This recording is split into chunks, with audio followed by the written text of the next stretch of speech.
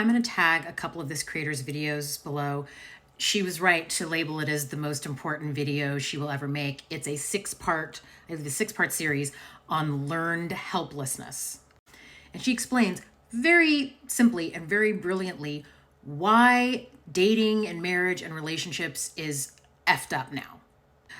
The resource versus money exchange and the skills exchange that women give men that is much more valuable than whatever money men bring in.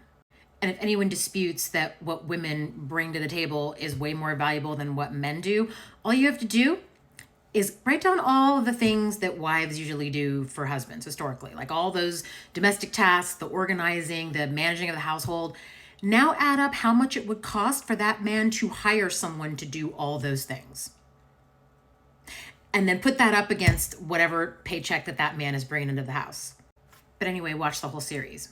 Now that women are opting out of this work, it's affecting men. Because men have never seen it as valuable, they're having trouble reconciling that. And instead of learning how to do it, and, creating more value for women and sharing in that invisible labor, which, by the way, would make it visible because anything that men do is visible. So when men don't share in this labor, women have no choice but to either lose out on monetary income, because they're too busy cooking dinner and doing the dishes and they're tired all the time and their brain is not thinking about work. It's thinking about how to manage resources while the man's brain is only thinking about work. Their choice is either to lose out on monetary income doing the stuff themselves or to outsource it, which you wouldn't have to do if the man would just pick up his fair share of slack. In fact, in that case, both of you would need to do less. You'd need to do about half the work. And that means you as the woman could make more money. You could perform more labor that would be considered visible. And all women are asking is, take on 50%, help me out. And men are like, no, because I don't know how to do this stuff and I don't consider it valuable and I'm just going to take the path of least resistance. And try to use the same threats on you that men were trying to use back in the day that, oh, I'm going to cut you off from access to resources. Well, nowadays women are like, fine, I'll go out and I'll get my own resources. But men don't want that. They want a woman to come with all this and they don't want to do any of this. So they just pretend they don't know how. They use weaponized incompetence because what they really want is for things to go back to the beginning. They want women to be cut off from resources, but still performing an outsized amount of labor for whatever amount of resources the man brings in. In my mind, it can be boiled down to this. Men, all you had to do was help us with the other stuff. When we went to work outside the home, but we're still expected to do all of the other labor we were already doing, all you had to do was do half of that labor. That's it. No one was trying to dominate you. No one was trying to emasculate you. All we were asking for was you, as the other adult person in the house, to do your share of all the labor that goes into running that house, in addition to going to work. Because we were doing that. We were actually doing more than that. We were going to our jobs and doing 100% of the rest of that stuff. So if you're asking us to go 50-50, but we're doing 100% of the domestic labor and you're doing 0, that's not 50-50. That's 150-50. Wash a dish, do some laundry. Remember what things your kids are allergic to. Learn their teachers' names. Learn the doctor's name. Learn their favorite stuffy, their favorite bedtime story. Remember, I don't know, what color their eyes are. For that matter, remember what color your wife or girlfriend's eyes are. That would have been so easy. And if you wouldn't have dragged your feet and pretended to be incompetent and stupid, thereby insulting us and disrespecting us and making us have to go behind you and do it, or know that we could never rely on you to do it, had you not done all that stuff, we would have taught you. If in the beginning you would have said, hey, I don't know how to do any of this stuff, help me. We would have.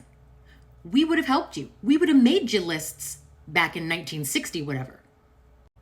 I think most women probably would have done that for you, but we won't now because you waited too long.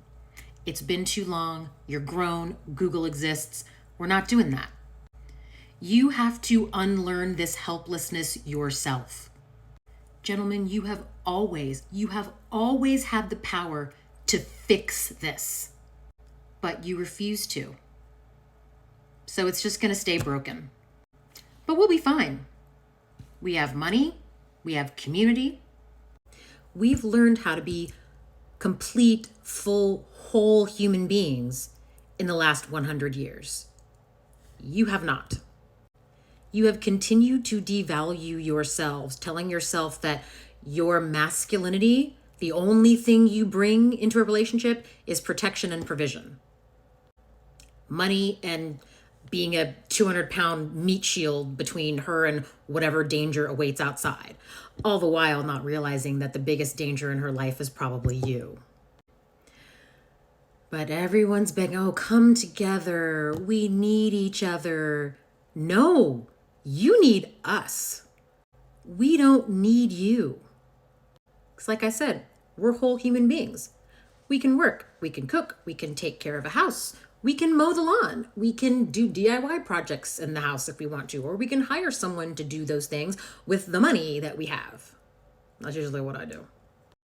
I can assemble my own furniture and paint my own house. Well, maybe now, not now with my physical limitations, but I did when I was younger. The reason I hire people to do it now is because I just don't want to do it anymore.